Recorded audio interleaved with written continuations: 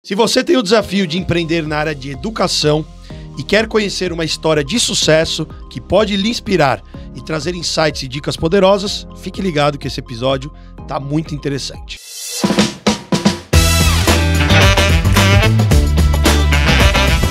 Fala, T&D! Seja muito bem-vindo, seja muito bem-vinda a mais um episódio. E hoje nós vamos conversar sobre empreendedorismo na educação. Já eu apresento nossa convidada que empreende há muitos anos na área de educação, quando o empreendedorismo não era tão disseminado quanto é hoje, não era tão valorizado quanto é hoje, não eram todas as pessoas que tomavam a decisão de fazer isso, e ela vai compartilhar uma história incrível com a gente. Mas antes, deixa eu dar um alô aqui pro Igor. Fala, Igor. Fala, Carlos, tudo bem? Fala, pessoal, tudo bom? Muito bom estar aqui em mais uma edição do nosso Fala T&D, levando insights, ideias para muita gente aí que cuida do desenvolvimento de pessoas, e é sempre um momento bom para aprender bastante com a nossa convidada especial hoje, né, cara? É isso aí, nossa convidada que é empreendedora. Deixa eu apresentar aqui, Carol Manciola, que é administradora por vocação e educadora por missão. Carol é autora de 2 best-sellers, Bora Bater Meta e Coragem e mais alguns Cs da vida. Tudo bem, Carol? Tudo ótimo. Depois dessa apresentação, então, dá até aquele frio na barriga, né? Sempre, né? Empreender dá frio na barriga? O empreendedor, ele só tem 2 estados em que ele se encontra. Euforia ou desespero, né? Então, ou você tá eufórico porque tá fazendo alguma coisa, ou você tá meio desesperado porque tem alguma coisa fora do rumo, né? Então, empreender é ter frio na barriga todos os dias e fazer outras pessoas sentirem frio na barriga também, né? É verdade. Conta pra gente quem é a Carol como ser humano e depois a gente fala um pouquinho como é que sua história se conectou com empreendedorismo e na área de educação. Legal. A Carol, antes de mais nada, é a Carol Manciola, nascida na Bahia, então 42 anos de idade, né? Soteropolitana, hoje eu brinco que eu sou soteropaulistana. Sou mãe da Úrsula, mãe do Léo, 2 pequenos negociadores, né? Porque já que é para colocar a criança no mundo, eles têm que me desafiar todos os dias. Esposa do Marcos e uma pessoa muito, muito, muito apaixonada por desenvolver pessoas, por ajudar pessoas a descobrirem o seu real potencial e fazer com que elas possam viver em plenitude. Legal. E como é que foi entrar nesse universo da educação? Conta um pouquinho aí da sua história. Olha, eu não sei se eu entrei por escolha ou se eu entrei por chamado, né? Porque a vida inteira eu fui vendedora. Eu sempre brinco que quando eu era criança, minhas brincadeiras eram brincadeiras de vender. Na adolescência, para ganhar dinheiro, vendendo. Fui trabalhar no varejo. E aí teve uma época da vida que eu falei assim, eu preciso sair desse rolê de vendas, né? Porque naquela época, com o conhecimento que eu tinha, eu achava que vender não era uma coisa legal. Era tipo, para quem não achou o que fazer. E aí fui fazer faculdade de administração. E me apaixonei pela área de marketing. Mas falei, não, marketing muito perto de vendas, esse negócio não vai dar certo. Deixa eu ir para uma outra área. E me apaixonei pela área de recursos humanos. O professor era maravilhoso, me abriu muitas portas. Eu falei, é isso, eu quero trabalhar na área de recursos humanos, desenvolvendo pessoas. Queria trabalhar com DHO, né? Lógico, porque já que é para trabalhar com RH, que seja com a parte mais gostosa, que era desenvolver gente. E fui trabalhar numa empresa de consultoria na área de educação corporativa. E naquele momento eu comecei, né, a construir conteúdo de treinamento, acompanhar treinamento. Aí, às vezes, meu chefe falava, vai você, aplica aqui uma dinâmica, né, dá uma palhinha. E comecei, de fato, a ministrar várias turmas de treinamento para os nossos clientes. Até um dia que um dos nossos consultores contratados sofreu um acidente na estrada. E alguém precisava substituir ele numa palestra para 500 pessoas. E meu chefe olhou para mim e falou, cara, você construiu o conteúdo, você treinou esse cara. Vai. Eu falei, mas eu sou estagiária. Ele falou, ninguém precisa saber disso, né? E aí eu fui fazer uma palestra em Ilhéus para 500 pessoas com a presença do governador da Bahia.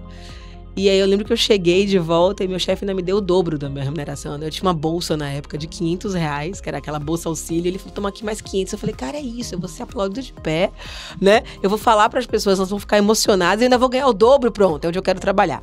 Brincadeiras à parte, esse foi o começo da minha história. Então, trabalhando em empresa de consultoria na área de educação.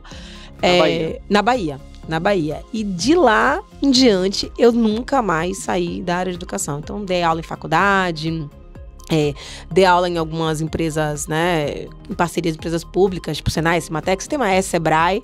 E aí abri a minha primeira empresa de consultoria lá na Bahia ainda, que ela não deu certo, eu acho que por causa do nome, né, chamava Salt. O cliente falava assim, cara, essa Salt é um assalto mesmo, sabe? E aí o nome não deu muito certo. Mas foi quando eu tive a primeira experiência como empreendedora. Então, eu trabalhei na empresa de consultoria.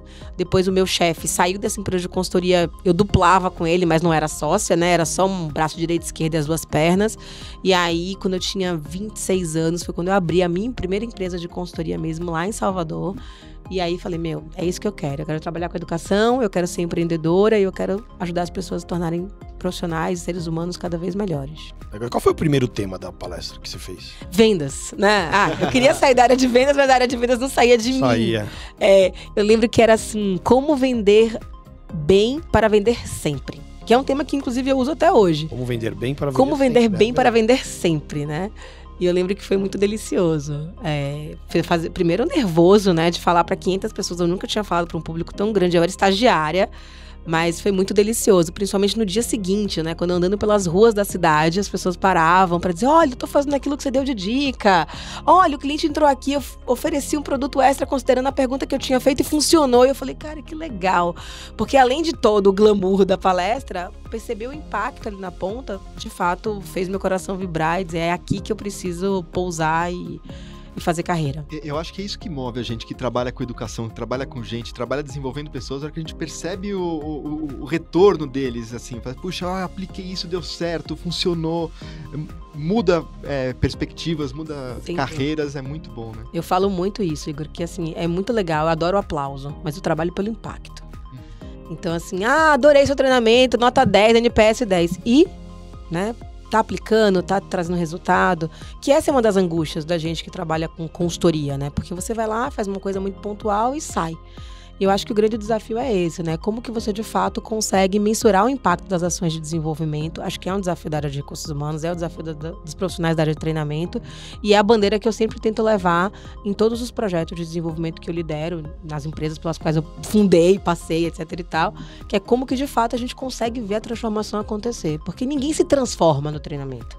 A pessoa se transforma com aquilo que ela faz depois que ela sai do treinamento. Então, o dia mais importante do treinamento é o dia seguinte. Então, as pessoas foram transformadas, transformamos 1000 pessoas. Como que você sabe? Elas foram lá, foi legal. Mas e a mudança, né? Então, acho que esse é o grande desafio que quem trabalha, quem empreende, inclusive, na área de educação, precisa superar para ajudar, né, principalmente os seus clientes a fazerem essa mensuração. O que é empreender na área de educação para você? Olha, empreender, de uma maneira geral, Carlos, é uma coisa que, assim, eu falo que é um ato de fé na sua capacidade de construir algo grande. Porque eu sempre Repete falo... aí, é um ato de fé? É um ato de fé, né? Agora eu não vou conseguir falar a frase. Então, ato de fé... quando você acredita na sua capacidade de construir algo grandioso. Existe uma frase que todo mundo usa, né? Que é assim, sonhar grande e sonhar pequeno dão o mesmo trabalho. Eu falo, sem dúvida, sonhar grande e sonhar pequeno dão o mesmo trabalho. Só que realizar grande e realizar pequeno dão trabalhos muito diferentes. Então, eu acho que o grande lance do empreendedorismo é quando você tem uma visão, quando você acredita numa causa, quando você descobre uma solução para um problema e você precisa engajar, colocar outras pessoas nesse mesmo barco para que, de fato, as coisas aconteçam. Então, assim, para mim, hoje, se você perguntar assim, Carol, a coisa que você mais ama fazer na vida, você gosta da palestra? Gosta. Você gosta de treinamento? Gosto. Mas assim, eu gosto de liderar. E para mim, a liderança tem a ver com isso, né? E o empreendedor, ele é um líder nato.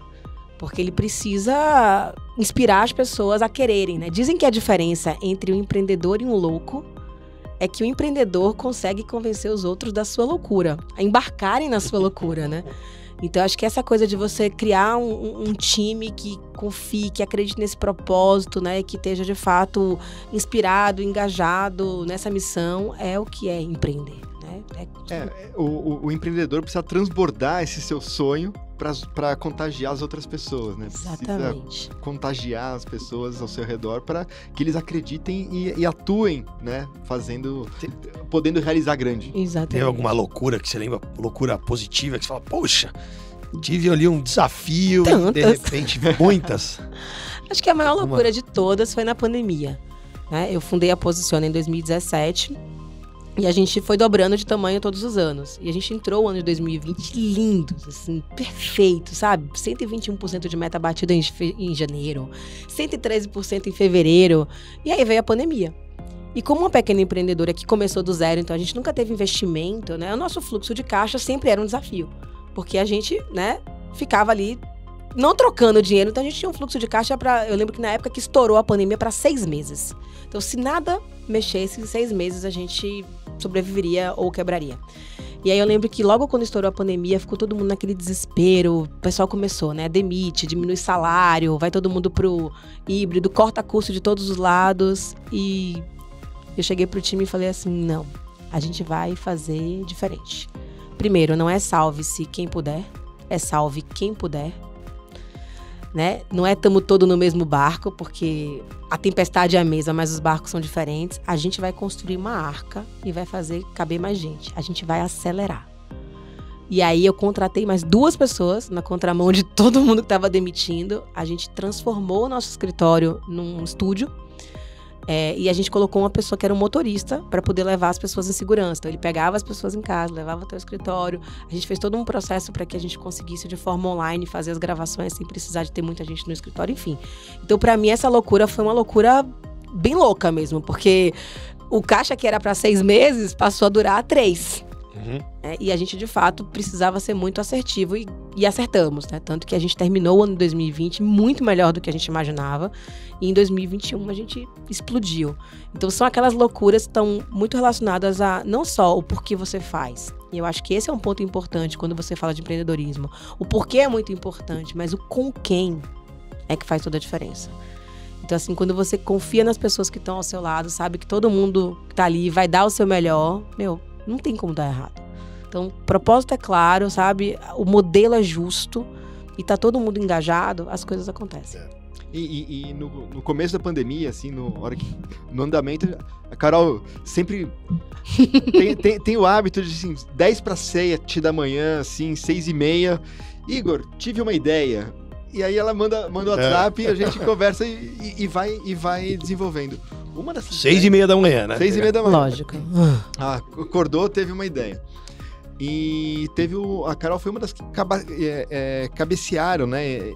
Iniciaram o movimento Capacite Sempre, que era fazer, puxa, Igor, na BTD, vamos fazer alguma coisa junto para abraçar todas as consultorias, as pequenas consultorias que estão sofrendo, pensando no futuro, pra gente montar o movimento do Capacite Sempre, e vamos divulgar. Então isso foi um movimento super legal que a Carol iniciou, ela deu start num desses WhatsApps das 6:30 da manhã, né? Fala um pouco sobre isso, Carol. A gente, quando a pandemia começou, tinha muito isso. Como é que a gente se protege como empresa de educação? Então imagina, né, quem tem um pouco mais de grana vai fazer dumping. O meu medo era que as pessoas começassem nessa onda de sobrevivência, esquecer do coletivo, né? Então eu lembro que eu falei pro Igor, Igor, tem muita gente que vai se dar muito mal nesse rolê. Então quem trabalhava 100% no presencial, a galera que trabalhava com jogos, lembra? Então assim, como que você transforma uma dinâmica de grupo? Cara, é muito diferente. E aí a ideia, tanto que eu brincava, que eu falo até hoje, eu não tenho um concorrente, eu tenho um parceiro de propósito. Porque eu sozinha não consigo fazer a transformação que eu quero. Então é muito legal contar com a Bravende, por exemplo. Pô, é um parceiro de propósito, alguém que tem o mesmo propósito que eu. Quando eu chego aqui, eu olho lá na parede, né? O propósito de vocês, cara, toda empresa de consultoria tem um propósito parecido com aquela consultoria de educação, né? Sim. É transformar organizações através das pessoas. Vai todo mundo precisar. Muda a fala, a ordem das palavras. E a gente tá falando de um mercado de 4 bilhões de reais só em vendas de liderança. E que as maiores empresas de treinamento não chegam a ter 1% desse mercado. E a gente perde muito negócio, muito projeto para o cliente não fazer, não é só para o concorrente direto. Exatamente, que é quando a gente consegue criar alguma coisa onde o ganho seja coletivo. Então assim, a gente tem que educar o próprio mercado. Então, quando a gente iniciou esse movimento, era muito nessa vibe. Vamos se juntar e vamos tentar criar uma tabela de preço. Vamos tentar compartilhar melhores práticas. Se alguém for demitir alguém, traz pro lado de cá. Eu lembro que naquela época, eu até vou juntar com uma das pessoas que eu conversei naquela época, que ela me ligou desesperada, assim, do tipo assim, Carol, eu vou ter que demitir todo mundo, né? Então, assim, era uma hora em que o que a gente precisava fazer realmente era se acolher. Se a gente entrasse no modus operandi da sobrevivência, não ia ser legal pra gente estar com o Cristiano, né? Cristiano não, com o Daniel, que tá lá na Expand agora. Não foi o Orlean, não. O Daniel Costa. Ele falou, Carol, a gente montou aqui na nossa consultoria 3 grupos. Isso pra mim foi o maior aprendizado da pandemia. Daniel, essa é pra você, tá? Ele falava, a gente tem um grupo de sobrevivência, a gente tem um grupo de posicionamento, a gente tem um grupo de legado. Grupo de sobrevivência, caixa, né? Precisamos garantir aqui, então o que puder cortar de custo, corta, o que puder otimizar em termos de eficiência, faz. O outro grupo está trabalhando no posicionamento, porque num estado de sobrevivência você se perde, então vamos fazer qualquer negócio, porque eu não posso morrer. Então como que a gente mantém o nosso posicionamento do mercado? E legado, que é o que a gente deixa para depois. Então, essa sempre foi uma preocupação minha. E aí, aprendizado que eu tive com o Cristiano, né, que é lá da Expand, que é também na Expand, né? Uhum. Que é o legado não é o que você deixa nas pessoas, para as pessoas. Isso é herança. Herança você deixa para as pessoas. Legado é o que você deixa nas pessoas. Então, eu lembro que nesse período, mesmo ferrado, a gente fez o Reposicione-se, né? E a gente conseguiu arrecadar cesta básica para doar.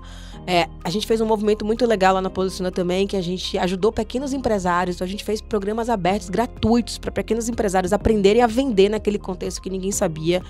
Então, assim, acho que quando você dá o melhor de si e proporciona o melhor ao outro, você conquista o melhor de todos. Então, empreender é muito menos sobre você e muito mais sobre o impacto que você causa. Legal. Muito interessante. E quais os planos hoje, né? Onde é que a Carol tá nesse mundo empreendedor, universo das vendas, né? Universo da educação? Olha, essa pergunta aí até eu gostaria de saber a resposta. Albert Einstein fala que tem perguntas que são tão boas que não valem ser respondidas rapidamente. Então. Mas eu acho que essa é uma característica do empreendedor, né? Ele sempre está buscando o próximo empreendedor. Onde eu tô? Próximo negócio, né? Próxima oportunidade, né? O próximo desafio. Eu brinco que eu tô pagando minha língua. Porque esses dias eu falei assim, eu detesto quando alguém fala, Zeca Pagodinho, deixa a vida me levar. Eu falo, não, né? Sempre eu tenho um plano para alguma coisa. E dessa vez eu tô um pouco mais aberta, porque até para as pessoas entenderem um pouco da história, eu vim para São Paulo, né? Saí da Bahia, vim para São Paulo.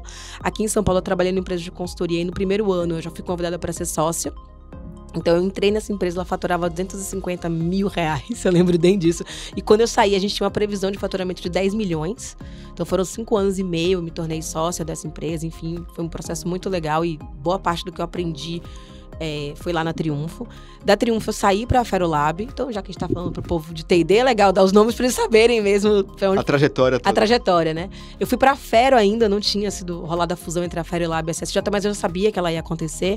Então, eu fui pra Fero, que se fundiu com a Lab SSJ e virou a Ferolab. E lá na Ferolab a gente construiu uma escola de vendas, porque não tinha muita experiência com liderança, tinha muita experiência com digital, mas a escola de vendas era um negócio novo, então eu pude empreender dentro de uma empresa de educação. Mas lá eu não era sócia. E foi esse o motivo de eu sair da Fero. Quando ela foi comprada pela Bertelsmann e não havia nenhuma possibilidade de eu me tornar sócia, eu falei, cara, não adianta.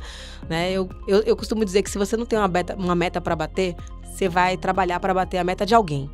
E eu sou aquela pessoa que quer bater as próprias metas. Então, eu em 2017 saí, fundei a Posiciona e durante 5 anos, né, liderei lá, fui CEO e fundadora da Posiciona quando a gente fez um movimento que foi outra loucura, né? De alguma forma, eu vendi 100% da minha empresa para crescimento. 100%? 100%.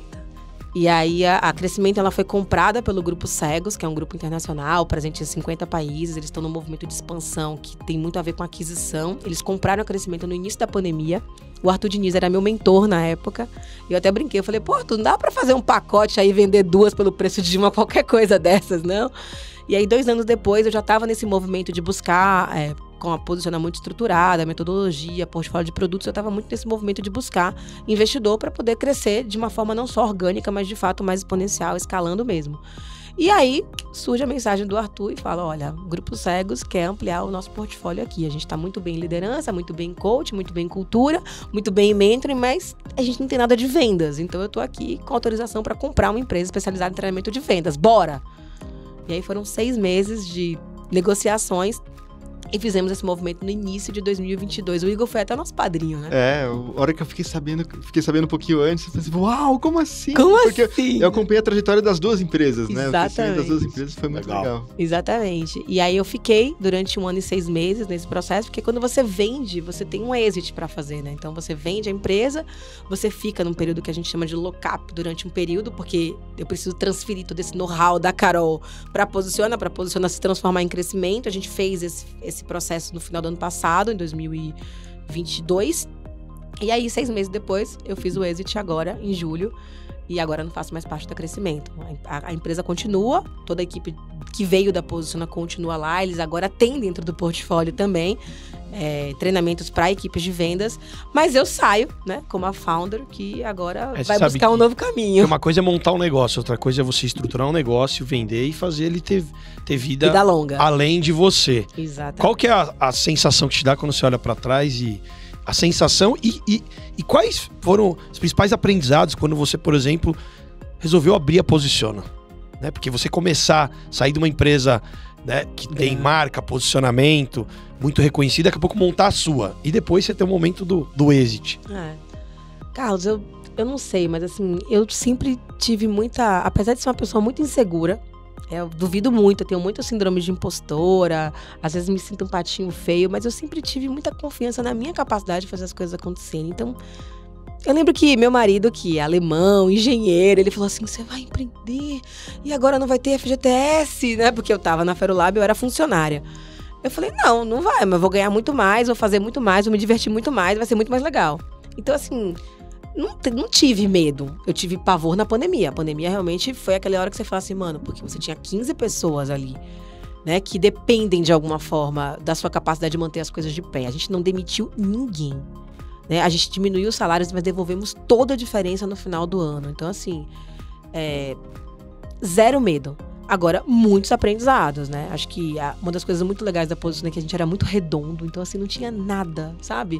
Tudo na pastinha, toda a parte fiscal, tributária. Porque isso é uma coisa onde o empreendedor se perde. Mistura o dinheiro da empresa com o dinheiro pessoal. Principalmente, a gente tá falando aqui para um público de T&D, tem muita gente que acha, você é consultor, porque faz conta, né? Pensa, eu tô pagando por uma consultoria aqui 5, 10, 15, 20 mil um dia. Você é consultor. Aí acha que é isso. Bota tudo no bolso. Bota tudo no bolso. Você não vai colocar tudo no bolso. Você tem um sócio que é o governo, né, que vai te levar uma paulada. E aí você tem uma série de outros custos atrelados. Então você precisa se divulgar, você precisa, inclusive, investir em você. Porque muita gente, inclusive, que vai para essa área, acha que o conhecimento que tem é suficiente para se manter. Então, assim, você vê, a gente estava lá agora na TD, né? Então, eu vou fazer agora a formação de conselheiros com a Fundação Dom Cabral, fiz uma formação de neurociência com a Carla Tchepo. Então, uma das coisas que você tem que fazer é investir muito todo investir no seu autoconhecimento. E se a coisa cresce, funcionário, né?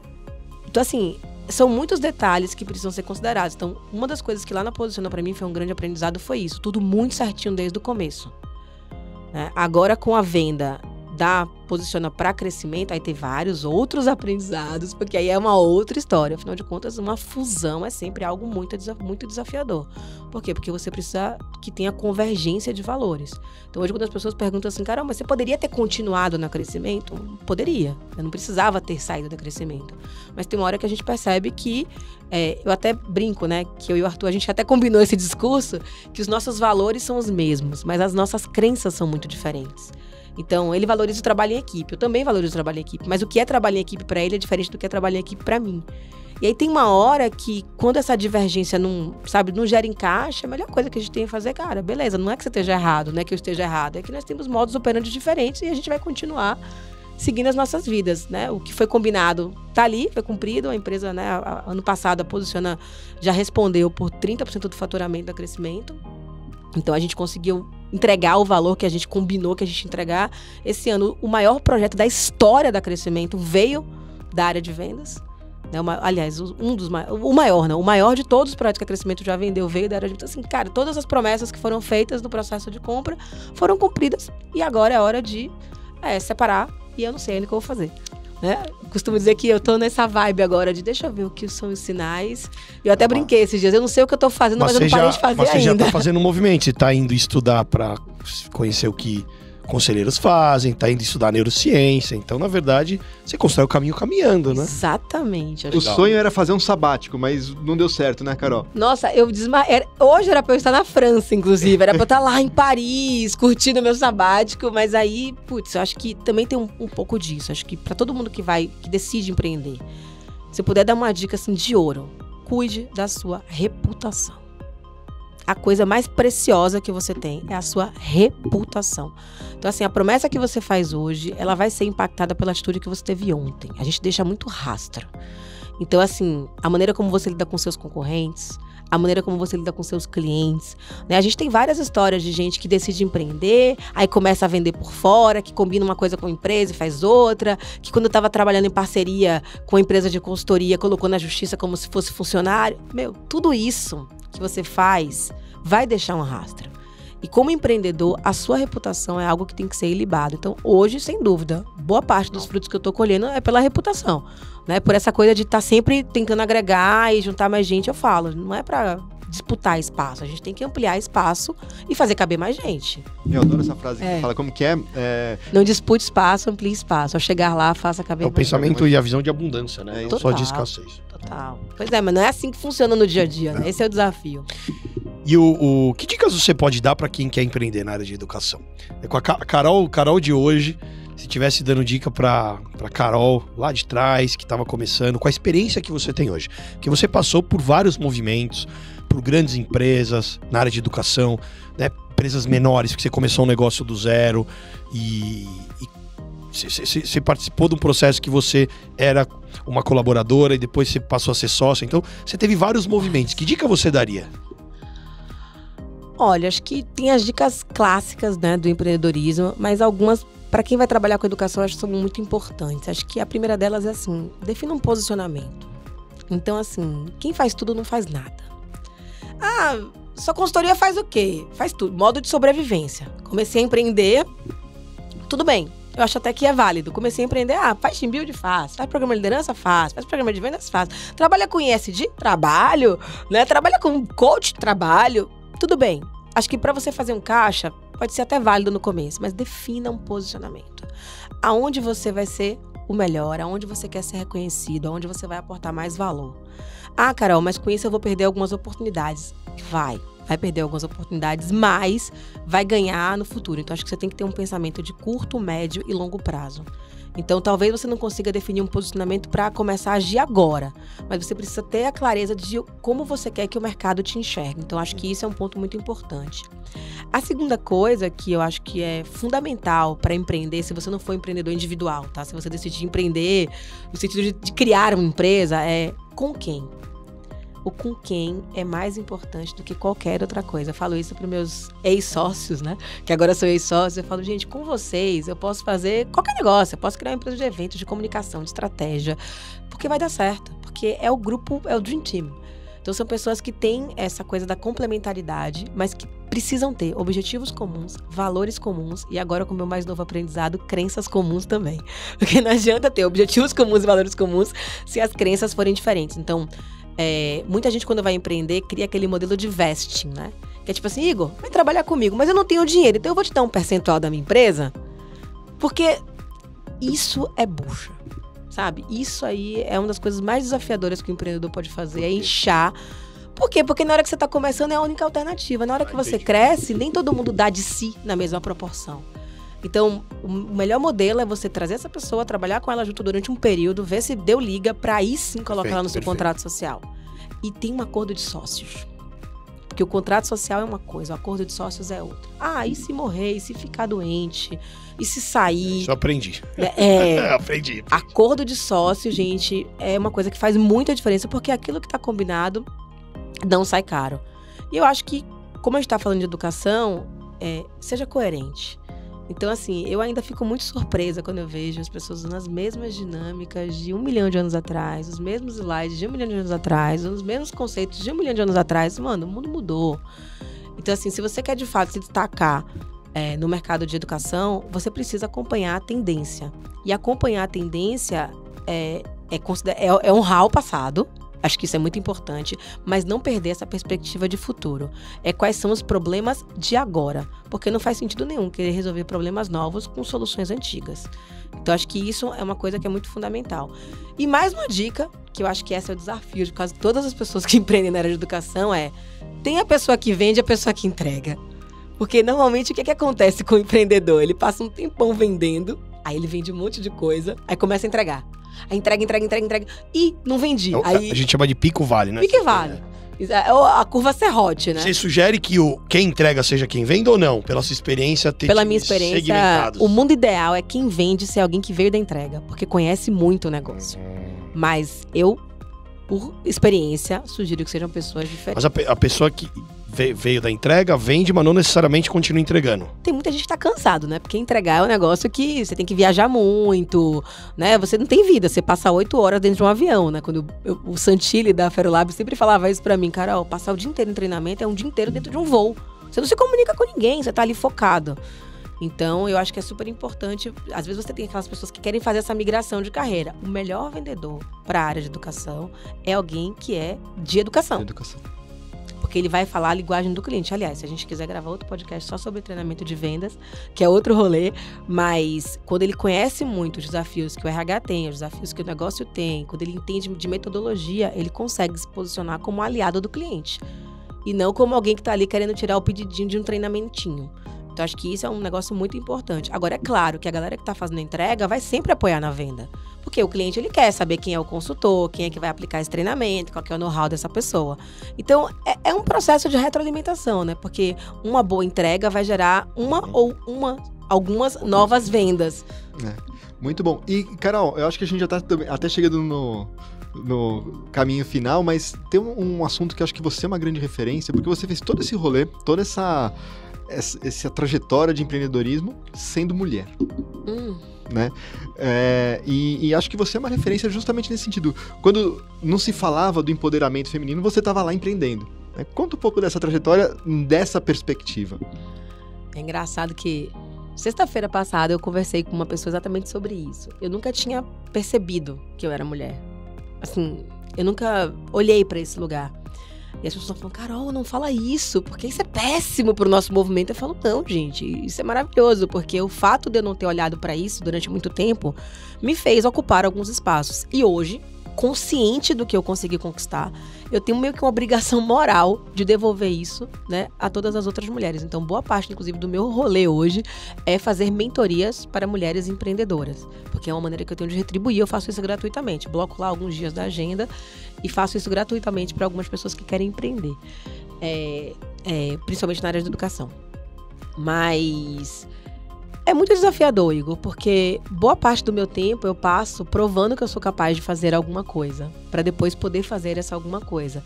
Hoje eu consigo entender por que algumas situações foram tão desafiadoras. Eu escolhi trabalhar no mercado, né, não educação, que é um mercado até bem ocupado por mulheres, mas eu sempre trabalhei com educação para equipes de vendas. E aí eu tô falando de um mercado que é machista, masculinizado e masculino. Então, durante muito tempo, eu me masculinizei, né? Então, foi uma maneira de jogar o jogo. Hoje, eu me divirto, né? Então, hoje, como eu tenho muita consciência e tô muito segura de quem eu sou, eu não preciso mais. Eu não preciso ficar indo de calça jeans e bota, sabe? Pra uma reunião. Hoje eu posso ir de saia, e mini saia e salto e tá tudo certo. Então, acho que o desafio das mulheres, de alguma forma, é se juntar a outras mulheres, porque a comunidade te dá muito poder. Então, inclusive, para quem tá empreendendo, ficar somente focado no seu rolê e fazer as coisas sozinho, cara, não precisa ser solitário. Então, procura comunidades, aprende com as pessoas que já fizeram isso, e acho que tem que ser aquele movimento de que uma sobe e puxa a outra. Então, assim, já que eu cheguei lá, precisa abrir espaço para caber mais gente. Então, é desafiador? Em alguns momentos, se eu sou muito assertiva, eu sou agressiva, né? Se eu sou essa loucura, né? Para um movimento masculino, nossa, quanta ousadia. Para uma mulher, quanta loucura. Então, assim, tem uma hora que você tem que tapar os ouvidos, se concentrar no seu rolê e fazer com que as coisas aconteçam, porque o mundo sempre vai tentar confundir a gente. Então, se você sabe quem você é, o mundo não consegue te confundir. Legal. E com relação a... Até pra gente, já a gente caminha pro nosso momento T&D, Toma e Devolve, mas eu queria, antes de finalizar o nosso episódio, entender, você falou de transformação, de tendência, o mercado tá mudando muito. Que tipo de mudanças você tá vendo nesse nosso mercado? Para onde que a gente está indo? As empresas de educação, né? A gente falou do treinamento presencial, mas a gente sabe que hoje você tem trilhas, né, de multiplataformas, você tem gamificação, tem um monte de coisa acontecendo que pode nos ajudar a ter impacto maior, tanto que um dos episódios que a gente vai gravar é sobre as ilusões das universidades corporativas, né? Algumas coisas que às vezes parece que tá tudo bem e não tá. Por comando, eles vão lá ensinar empoderamento, colaboração e protagonismo, mas tem ainda o modelo de comando e controle na própria universidade. Conta pra gente a sua visão. Eu tenho uma visão bem particular sobre vários desses assuntos, até polêmicas em alguns casos, né? Mas eu acho que a primeira coisa, assim, é não tratar participante, não tratar colaborador como idiota. Desculpa, tá? Mas, assim, ainda tem muito a cultura do inho, né? Ai, o timinho pra fazer a dinâmicazinha. Então, assim, cara, é gente que pensa. O Conrado Schlohauer, que eu sou muito fã dele, ele fala, né, que ninguém quer treinamento. Você não quer o treinamento, você quer o que aquele treinamento vai te proporcionar. Então eu ainda vejo, por parte de muitas áreas de recursos humanos, uma infantilização do processo. Né? Que, vai fazer o vídeo, tem que ter o bonequinho se mexendo. Porque se não tiver gamificação, as pessoas não participam. E assim, eu falo com muita propriedade, quem já me assistiu sabe, eu falo durante 4 horas, ninguém mexe no celular. Então, assim, tem muito a ver com a energia que você coloca, com o nível de conexão que você faz com as pessoas que estão ali. E muitas vezes você, como não tem isso, você fica tentando buscar recursos extras. Então, a própria gamificação. Toda vez que você vai fazer um treinamento de vendas, time de vendas só engaja se tiver gamificação. Time de vendas engaja se aquele treinamento ajudar ele a bater a meta dele. Agora, se tirar o cara um dia inteiro da rua, ou pedir pra ele fazer uma trilha lá com um monte de gente que não sabe qual é a dor dele, que nunca fez uma rota, que nunca comeu um bolovo, que não tem ideia dos desafios que ele tem, e dizer assim, cara, siga os 7 passos, tá tudo certo? Tá boa. Ninguém quer mais perder tempo, até porque assim, se você quer aprender alguma coisa, você não precisa da área de treinamento da empresa. Hoje em dia o YouTube tá lotado de coisas, as redes sociais estão lotadas de coisas. Hoje conhecimento não é poder, conhecimento é querer. Então as pessoas que querem, elas vão buscar. O grande desafio das áreas de treinamento, na minha percepção, é ampliar a consciência das pessoas sobre isso. Por quê? Porque a gente vem ainda de um modus operandi de hora de estudar, hora de brincar, hora de estudar, hora de trabalhar. Como se o trabalho não fosse o aprendizado. Uma das coisas que eu aprendi na TD do ano passado, que foi uma das frases mais legais, um dos palestrantes falou assim, antes as empresas você aprendia para trabalhar. Hoje aprender é o seu trabalho. É o trabalho. Por quê? Porque o nível de mudança que a gente passa exige reskilling, upskilling, todos os nomes de modismo que vão dar aí, tem que aprender todo dia. Vai surgir uma coisa nova e você vai fazer o quê? Você vai dar um Google, você não vai entrar na plataforma de treinamento da empresa para buscar um treinamento de alguém. Você vai dar um Google. Então, assim, eu acho que o grande desafio hoje é focar no impacto. E se a área de RH não mensura impacto porque não tem tempo, ela vai perdendo relevância. A discussão direta lá no Master TD, eu vou falar sobre isso, inclusive, eu vou gravar hoje, Cleidson, vou gravar hoje esse negócio. Relevância. Então, assim, eu não tenho tempo para medir é muito difícil, não consigo fazer grupo de controle. Amiga, né? E que horas você vai mostrar que o que você fez está trazendo algum tipo de resultado. Por isso que seu budget é o primeiro a ser cortado. Então, assim, acho que tem muita metodologia surgindo, acho que tem muita discussão acontecendo, mas que no fundo, o desafio da área de treinamento é fazer as pessoas quererem. A partir do momento que elas souberem, né, ampliarem sua consciência sobre a diferença que faz você saber e você não saber. E você tem uma curadoria que te apoie, entregando para as pessoas algo que passou pelo crivo da organização, tá perfeito. Então, assim, essa coisa de criar a trilha de aprendizagem, cria e faz 4 módulos. O módulo que a pessoa mais precisa é o último. Ela já chega lá cansada, já perdeu, já passou 6 meses sem bater a meta. Perfeito. Então, acho que a gente tem que, de fato... É muito desafiador, porque o controle é hoje a única ferramenta que a área de T&D tem. É quantas pessoas treinou, qual foi o número de horas de treinamento. Quanto tempo de vídeo. Quanto tempo de vídeo ficou, engajou, não engajou. Gente, eu ouço podcast todos os dias. As pessoas que eu conheço, todas ouvem podcast. Por que o podcast da empresa ninguém ouve? As pessoas passam horas naquele TikTok, né? Ali... no scrolling do Instagram. Por que elas não conseguem assistir a um treinamento na plataforma? Porque é chato, porque não faz sentido, porque não ajuda em nada, sabe? Então, assim, o desafio não é ficar buscando recurso de bonequinho, a trilha não tá chamando atenção. Neurocientificamente a gente precisa de uma cor na tela de fundo que leve pra esse lugar. Você sabe o que as pessoas precisam? Então, assim, essa coisa do diagnóstico, que é muitas vezes deixada de lado, né? Não é LNT, não é levantamento de necessidade de treinamento, é o que as pessoas precisam, o que tem dentro da organização que ajuda e que atrapalha, quais são as inspirações daquelas pessoas, elas reconhecem qual que é o seu papel, elas sabem o que elas estão fazendo e para que elas estão fazendo. Então, a partir do momento que as pessoas têm essa consciência, fica muito mais fácil elas tomarem decisões coerentes em relação àquilo que vão permitir avanços.